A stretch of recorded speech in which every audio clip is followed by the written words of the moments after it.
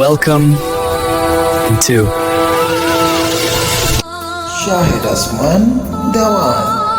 শাহেদ আসমান দেওয়ানে আপনাকে স্বাগতম। আসসালামু আলাইকুম ওয়া রাহমাতুল্লাহ ওয়া বারাকাতুহু। আমার এই চ্যানেলে যারা ক্লিক করেছেন সকলকে জানাই সালাম এবং ধন্যবাদ।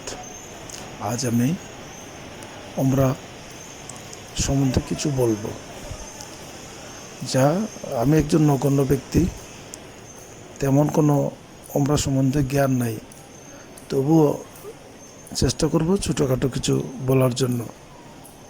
আল্লাহ তাআলা অবশেষে রহমত ও মেহেরবানিতে আমার আজ উপস্থিত হয়েছি ইসলামের সবচেয়ে পবিত্র ভূমি মক্কা আল মুকাররমায়। এই স্থানে শুধু একটি শহর নয়, এটি কোটি কোটি মুসলমানদের হৃদয়ের কেন্দ্রবিন্দু, যেখানে অবস্থিত মুসলমানদের কিবলা পবিত্র কাবা শরীফ। মক্কা শরীফের সেই ঐতিহাসিক নগরী, যেখানে জন্মগ্রহণ করেছেন আমাদের প্রিয় নবী হজরত মুহাম্মদ সাল্লাল্লাহু আলাইহি ওয়াসাল্লাম। এই শহরের প্রতি সবারই ভালোবাসা রয়েছে। ত্যাগের মহিমার ইতিহাস এবং আল্লাহর প্রতি পূর্ণ অনুগত্যের শিক্ষা এই শহর থেকেই আমরা পেয়েছি। আসলে উমরা কি? উমরা হলো এমন একটি ইবাদত যা নির্দিষ্ট কোনো সময়ের মধ্যে সীমাবদ্ধ নয়। হজের মতো ফরজ না হলেও উমরাহ আদায় করলে রয়েছে অগণিত সওয়াব ও ফজিলত। রাসূলুল্লাহ সাল্লাল্লাহু আলাইহি সাল্লাম বলেন, একটি উমরা আরেকটি উমরাহর মাঝখানের গুনাহসমূহ মাফ করে দেয়।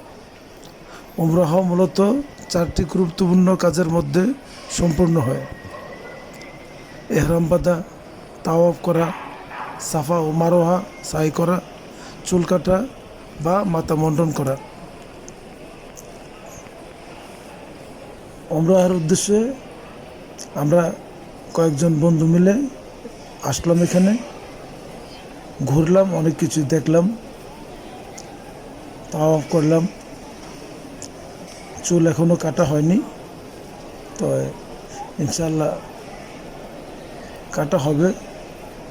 উমরার প্রথম ধাপ পার হলো এভাবে ইহরাম বাঁধা, তারপরে সালাত আদায় করা, 2 রাকাত নফল নামাজ পড়ে বের হলাম।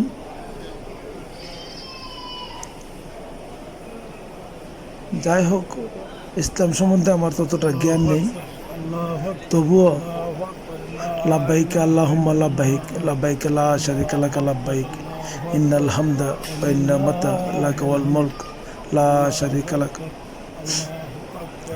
ওইটা নিয়েই আসছি। আল্লাহর উপরে সন্তুষ্টি পাওয়ার জন্য আল্লাহ যেন আমাদের উপরে দৃষ্টি দেন, গুনাহ মাফ করে দেন,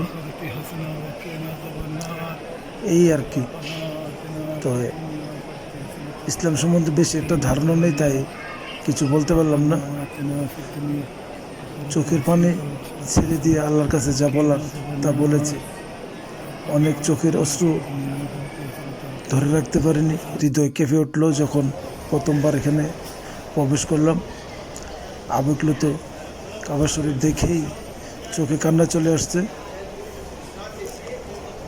আরও অনেকবার আসা হয়েছে, তাও যখন মক্কায় প্রবেশ করি তখন শরীরের প্রত্যেকটা পশম দাঁড়িয়ে যায়। জানি না, হৃদয়ের একটা শিহরণ জাগে, মন বলে এখানেই থেকে যাই। তাওয়াফ মানে হলো কাবা শরীফের চারপাশে 7 বার ঘোরা, কিন্তু ঘুরলাম আলহামদুলিল্লাহ। বাকি রইল সাফা আল মারওয়া। ইনশাল্লাহ কিছুক্ষণের মধ্যে ওখানে যাব, সাফা আল মারওয়া।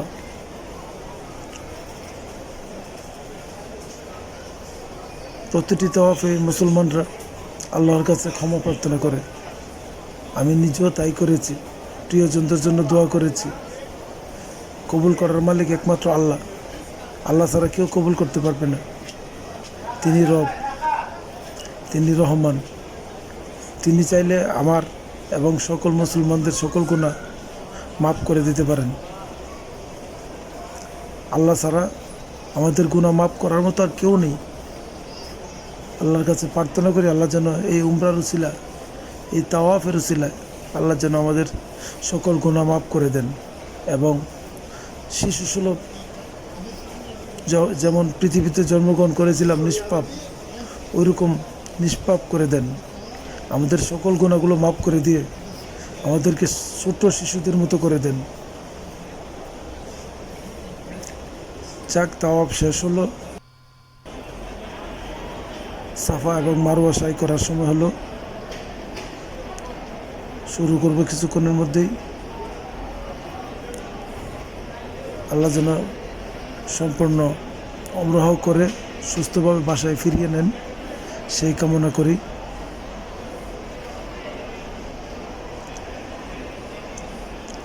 ইনশাল্লাহ উমরাহ শেষ করে বাসায় ফিরে শুকরানা নামাজ আদায় করে তারপরে গোসল করে আবার শুকরানা নামাজ আদায় করব যে আল্লাহ আমাকে উমরা করাইয়াছে। আপনার দরবার হাজির হয়েছিলাম, আপনার দরবার থেকে আসলাম, আপনার ঘর দেখে আসলাম।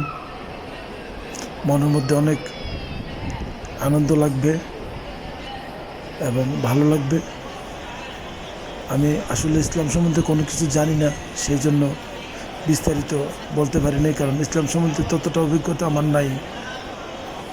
মুসলিম, তবে ততটা জানা নেই।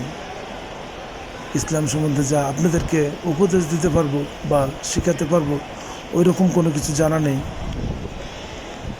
তবুও আল্লাহর কাছে শুকরিয়া জ্ঞাপন করি, আল্লাহ এই পর্যন্ত নিয়ে এসেছেন, আমাদের আল্লাহর ঘর দেখে আছেন, এটুকুই।